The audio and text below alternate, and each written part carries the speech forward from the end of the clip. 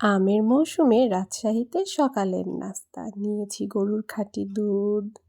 আজকের show stopper 2 ধরনের পাকা আম, গমের লাল আটা সেদ্ধ নরম নরম রুটি। প্রথমেই একটি পাত্রে দুধটি ঢেলে নিই। দেখুন কত ঘন আর খাঁটি দুধ, ওপরে একদম মাখন ভেসে রয়েছে।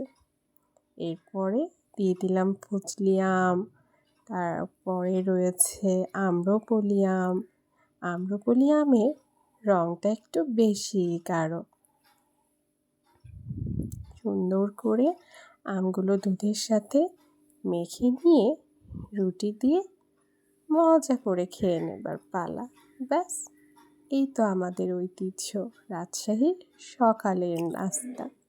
আপনাদের সবাইকে দাওয়াত রইল। ধন্যবাদ।